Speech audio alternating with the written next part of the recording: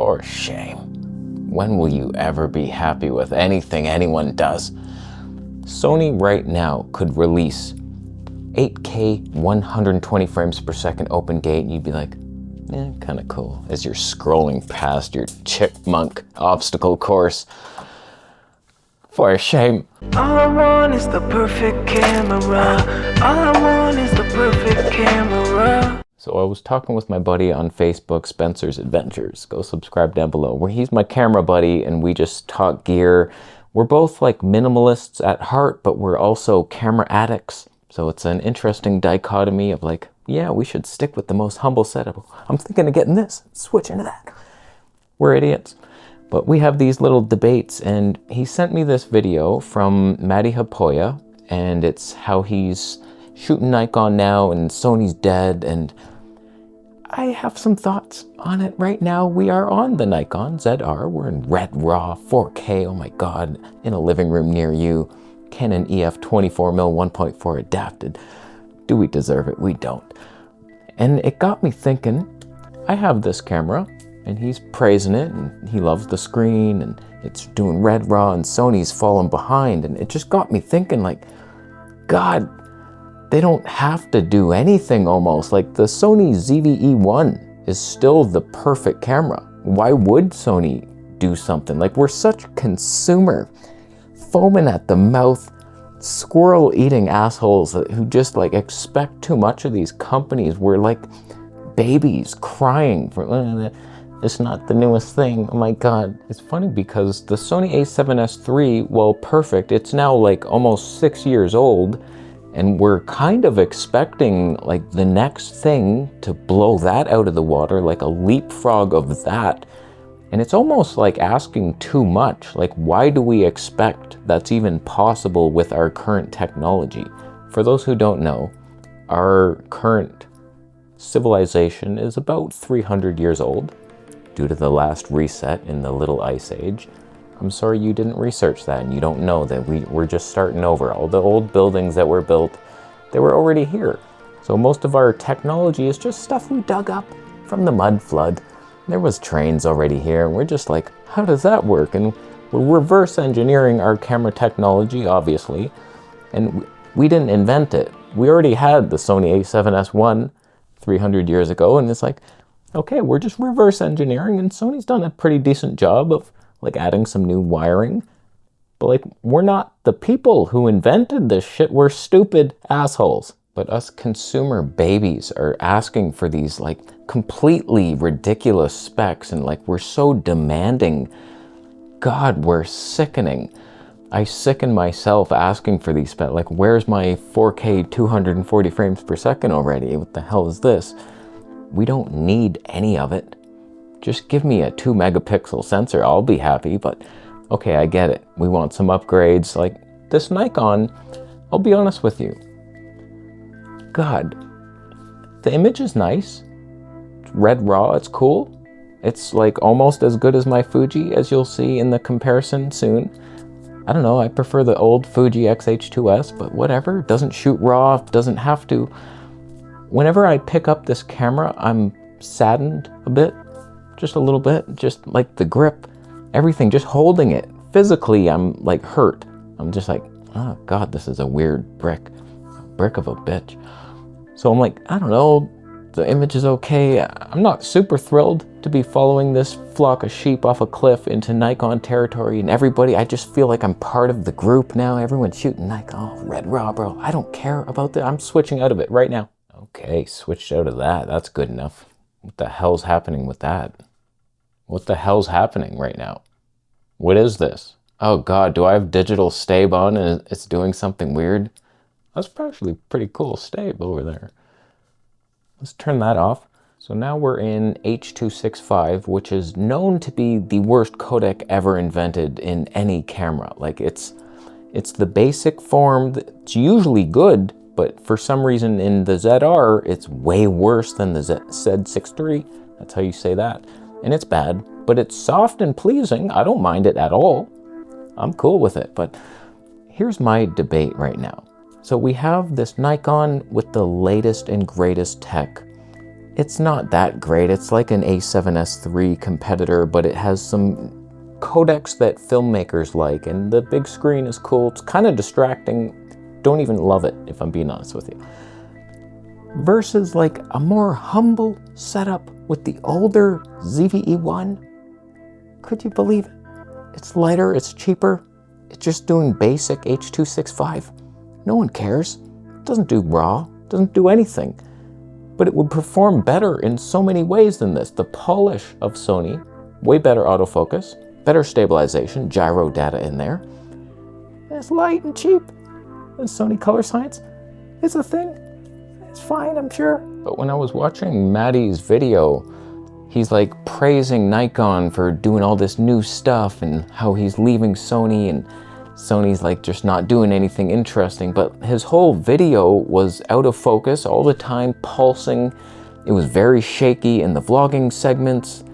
It was not good, despite on paper the Nikon having some cool stuff inside, but you're nowhere near the polish of Canon or Sony or Fuji.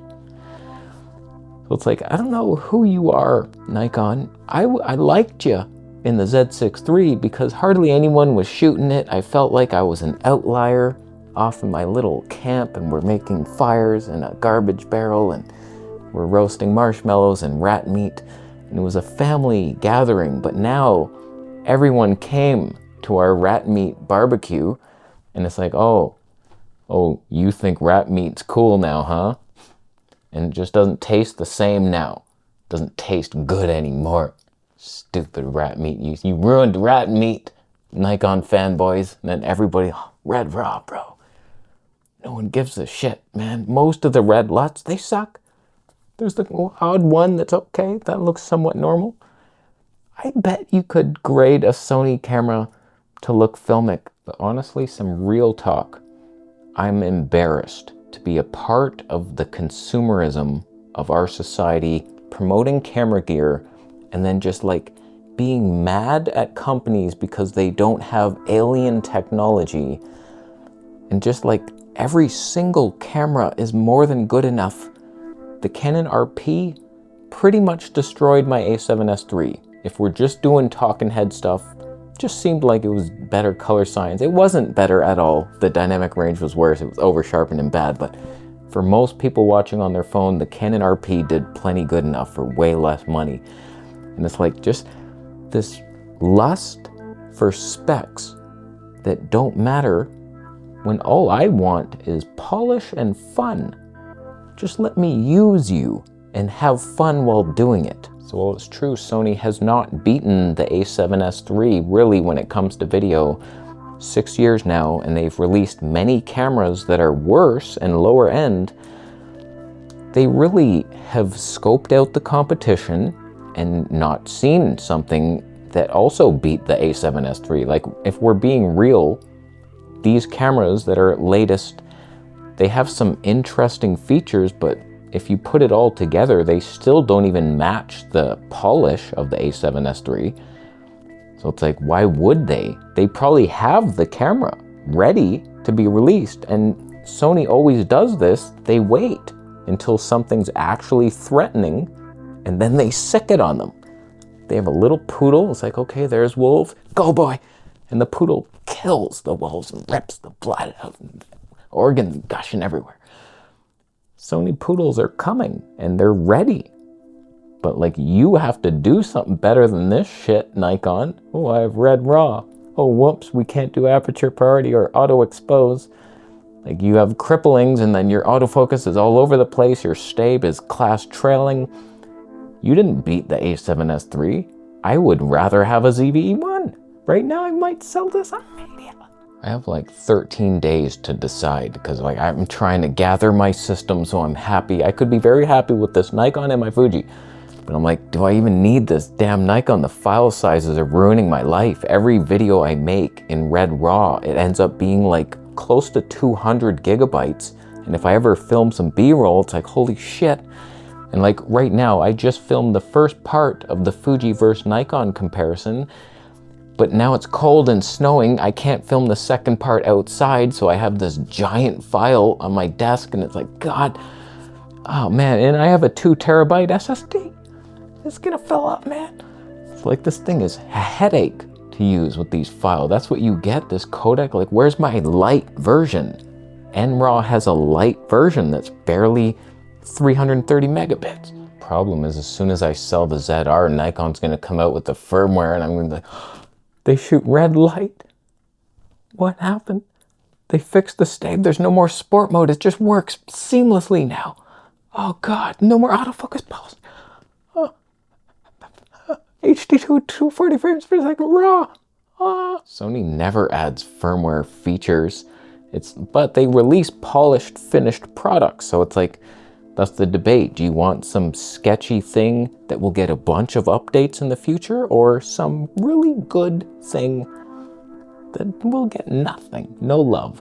Point is, just to sum it all up, as like camera YouTubers in this tech segment, it's the obvious thing to focus on. Like, cameras have a spec sheet, and so we see these things and it's like, okay, this camera doesn't shoot RAW, doesn't do open gate, there's a bunch of stuff you suck at, and then we talk about it, and then we add more importance than there actually is to these specs, and we don't realize that 8-bit still looks really good, like literally 8-bit.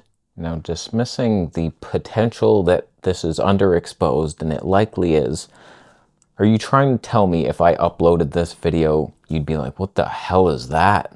What are you filming on, a phone? A Nokia flip phone? This is 8-bit, standard color, straight out of camera. Probably better than the Red RAW, because I don't know how to grade anything.